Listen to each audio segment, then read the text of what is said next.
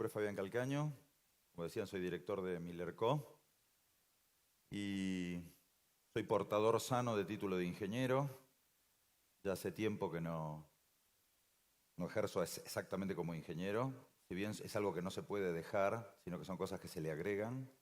Si yo me pusiera una pizzería, no sería un pizzero, sino que sería un ingeniero que hace pizza. Y esto cambia un poco, cambió las cosas un poco en mi vida.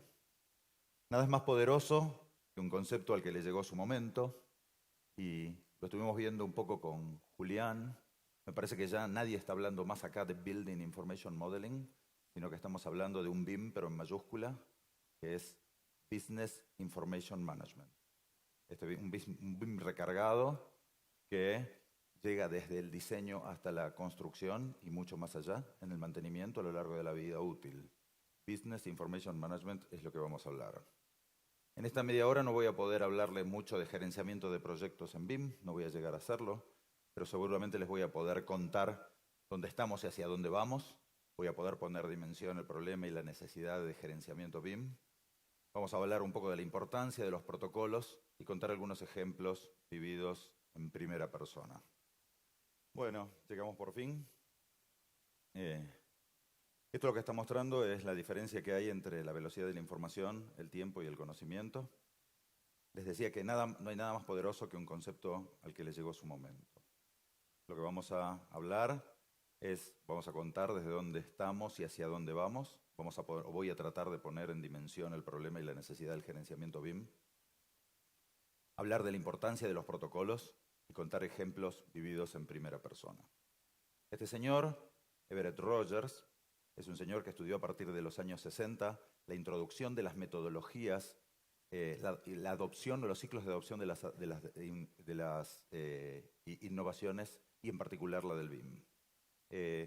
Todas estas tecnologías tienen una primera parte donde se empieza a meter el primer 2,5% de la gente, que estamos separados 3 sigmas de la media o del 50% de la gente que lo adopta. Que es gente innovadora, gente tecnológica. A esto le siguen los adoptadores tempranos, que son gentes entusiastas y visionarios, son gente que son grandes transmisores de este tipo de tecnologías.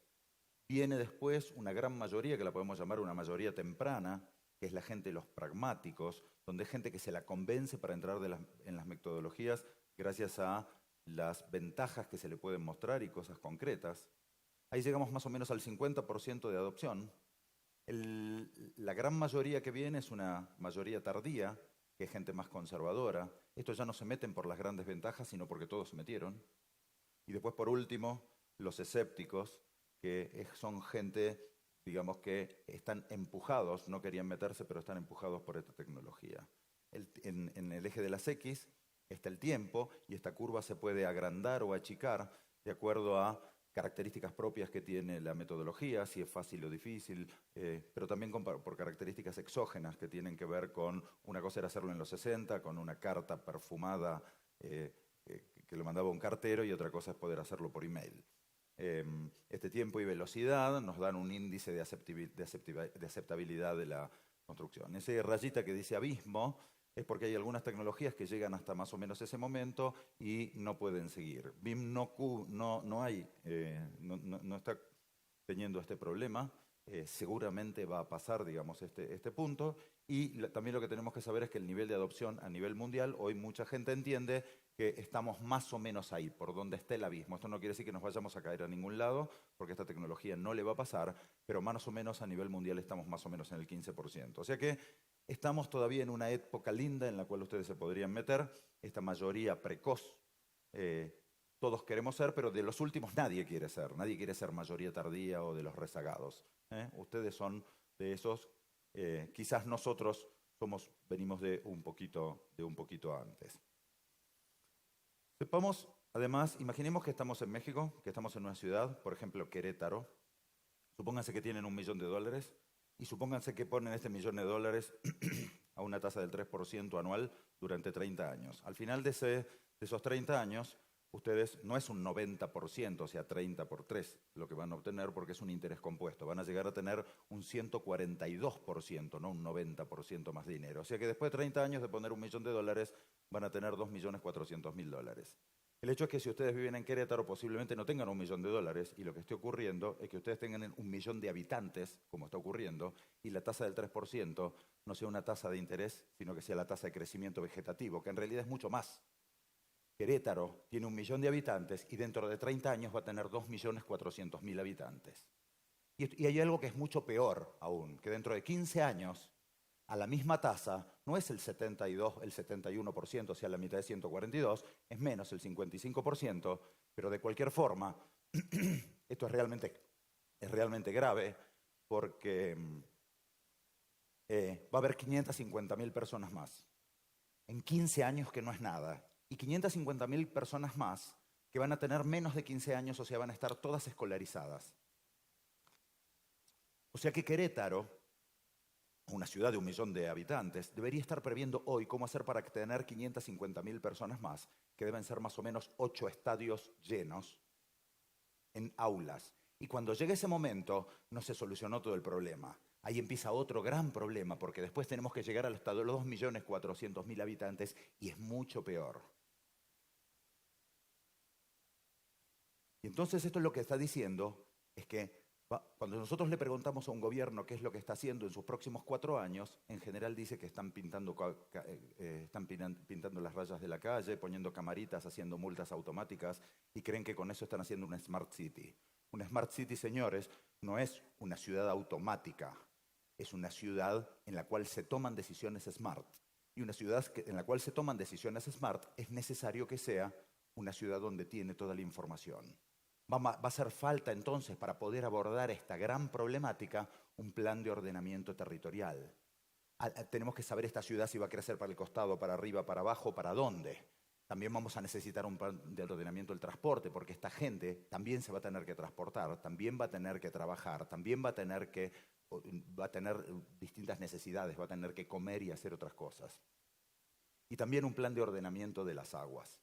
Y para poder hacer todo esto, vamos a necesitar, además, vamos a necesitar gente, y vamos a necesitar gente increíble.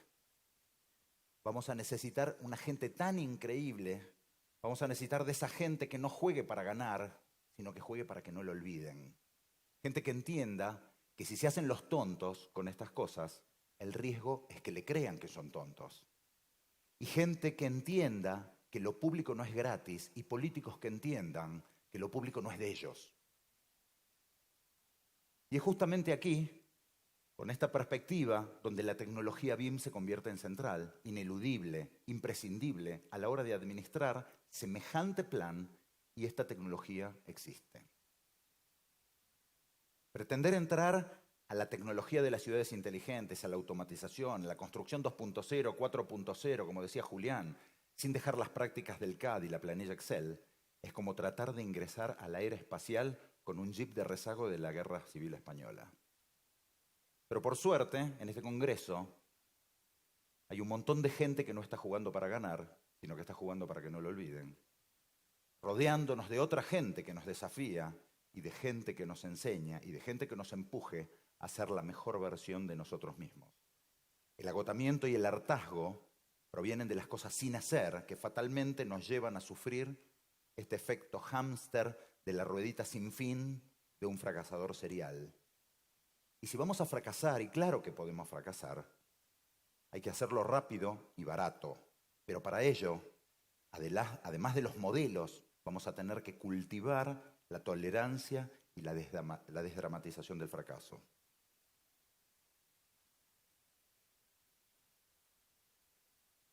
Esta gráfica que nos puso Patrick, me gustaría hacer mi propia reinterpretación de lo que puso Patrick, donde la raya azul podemos interpretar que es cuál es el costo de un error que cometemos en un proyecto de acuerdo en qué momento se genera.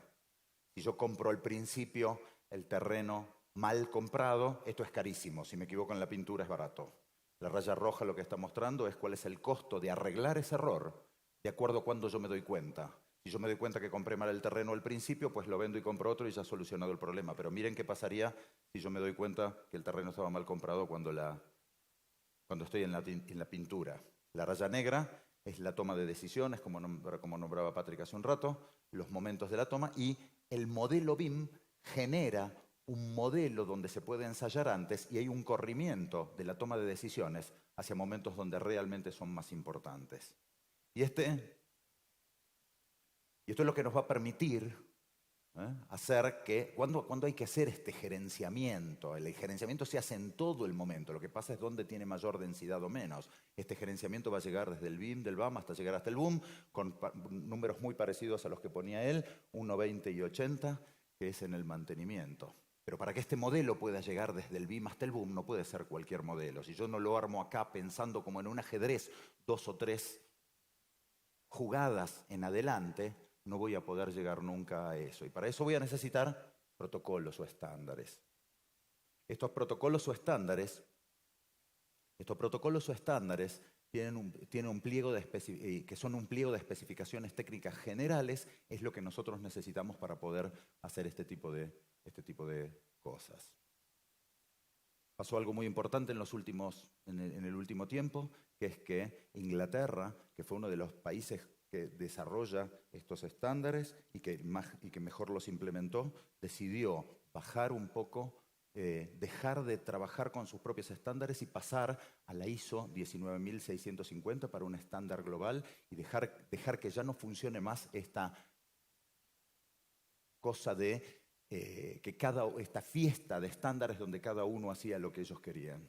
Y ahora se pasó de un modelo donde había estándares de 1200 páginas a un protocolo donde aparentemente va a tener solamente decenas de páginas y dejándole a la gente que termine de adaptarlo a sus propias necesidades, pero con algunas cosas muy concretas. Ahí hay un ejemplo donde ustedes podrían bajar estándares que tienen estas características. Esto que estamos viendo aquí, esto que estamos viendo aquí, si lo puedo poner a funcionar, ahí está, lo deben reconocer, es el Aeropuerto de México. Está trabajado, es una herramienta. Tuvimos que hacer este modelo para hacer toda la parte de hormigón. El problema de esto era que había muchísimas vigas, que había que hacer la armadura de las vigas y el modelo no estaba preparado cuando nosotros lo recibimos en su momento, entonces tuvimos que rehacerlo, que esto es lo que no debería pasar si hubiera estado bien bajo un protocolo correcto, y entonces tuvimos que rehacerlo. ¿Cómo hicimos el problema cómo resolvimos este problema de las vigas? Tuvimos que generar un modelo de vigas paramétrico donde podíamos este modelo copiarlo sobre las columnas que estaban dentro del modelo, le cambiábamos la dimensión a las vigas, podíamos estirar la parte de los estribos, le cambiábamos un poco las dimensiones y todo automáticamente se generaba. Las láminas estaban ya automáticamente preparadas y que estaban monitoreando a cada uno de los elementos y mover la información o los datos dentro de las láminas modificaban el modelo y mover el modelo modificaba las láminas. Obviamente también con sus cómputos métricos hechos y sin ningún... monitoreando todo en forma automática. Esto es una parte de fabricación. Fíjense que tenemos un aire acondicionado que está generado con modelos genéricos, con elementos genéricos y no particulares. Hicimos un clic, lo tocamos y le dijimos que lo convierta en elementos particulares. Vamos de vuelta. Vamos con la otra rama del aire acondicionado que está con elementos genéricos, lo tocamos, lo elegimos, le decimos que con esta biblioteca queremos que genere automáticamente los elementos particulares, agarra y genera los elementos particulares. Ahí lo hizo. Esto no se podía haber hecho si hubiera estado fuera de protocolo o si hubiera hecho directamente con modelos originales. Podemos agarrar los elementos, con estos elementos ahora podemos separarlos y ver cada uno de las piezas particularmente. Con estas piezas podemos ahora tener un listado de todas las piezas diferentes que tenemos. Podemos generar planchas con una minimización de desperdicios y de esto mandarlo directamente a las máquinas a maquinar. Ninguno de estos ejemplos son ejemplos tomados de la red, son ejemplos con los cuales nosotros estamos trabajando directamente. Vemos acá también un ejemplo donde podríamos empezar con certificaciones de obra, donde tenemos desde celulares, vamos poniendo cuáles son los avances de las obras, tocamos algo, le decimos que está hecho, no está hecho, y automáticamente hay láminas que están monitoreando las cosas que están hechas, con lo cual es muy fácil pasar no solamente a la parte de 5D con los cómputos totales, sino que se pueden pasar los cómputos que en realidad estamos... los cómputos que en realidad se ejecutaron. Podemos agarrar también y poder ver colisiones desde las tablets, como estábamos viendo hace un rato, paseándonos por los cielos rasos o este tipo de cosas. Esto es una realidad aumentada que no tiene nada demasiado impresionante. Acá lo importante es que hay un modelo, y no me refiero al modelo de remera negra, sino al otro modelo, donde en realidad fue del año 2012, eso. Así que no estamos en la última de las tecnologías. En el año 2012 ya estaban haciendo eso y se deben haber percatado ya del desastre que hicieron estos años conmigo. Esto es el aeropuerto de Aeropuertos Argentina 2000, el aeropuerto de Ezeiza.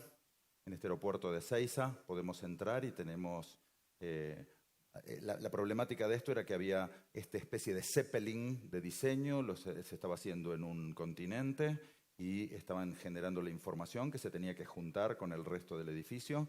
También se tenía que juntar con el tema del sistema de maletas y de valijas, de equipajes, que es complejísimo, que llega al aeropuerto en 600 containers, y todo esto teníamos que saber qué había en cada container, cómo iba a entrar, y todo se estaba haciendo en forma simultánea, porque el estudio de arquitectura está en Argentina y todos los otros están en el exterior.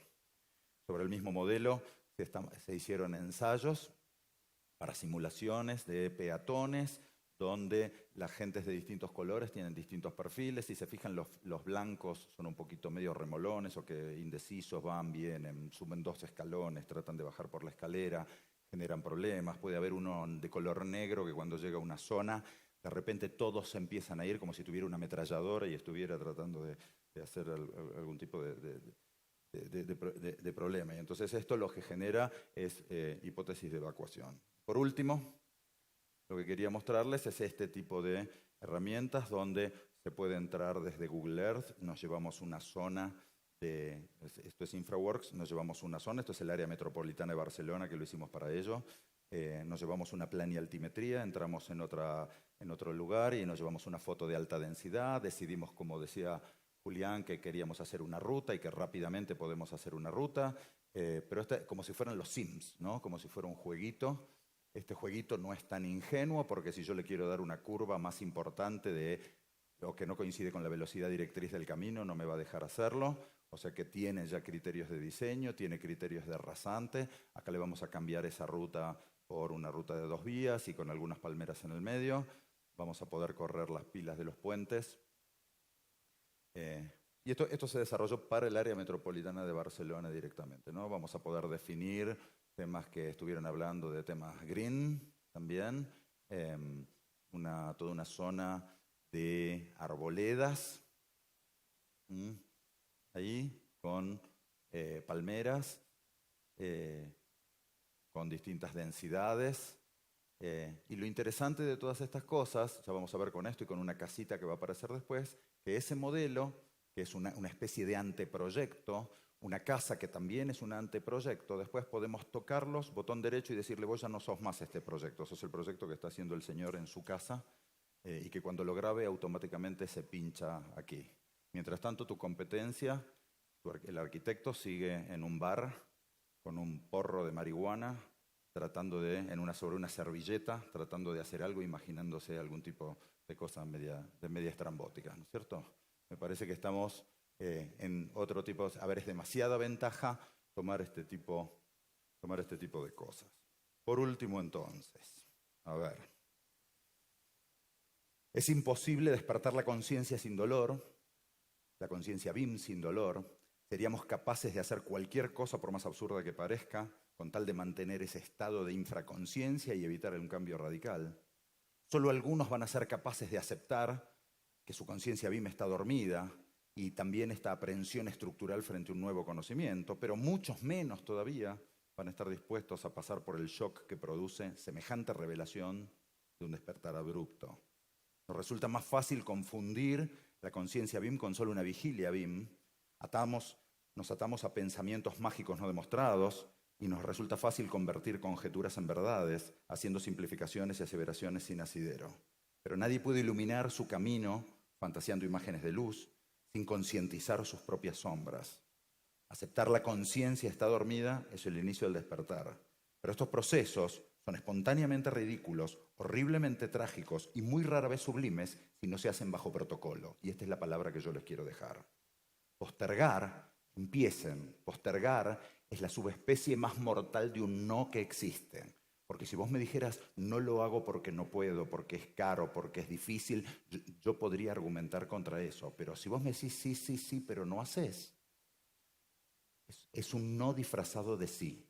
Y contra ese no disfrazado de sí entra por el sistema inmune y nada puede cambiar. Recuerden por último que ponerle en una página de Greenpeace un like, eso no ayuda a las ballenas. ¿Sí? Muchas gracias.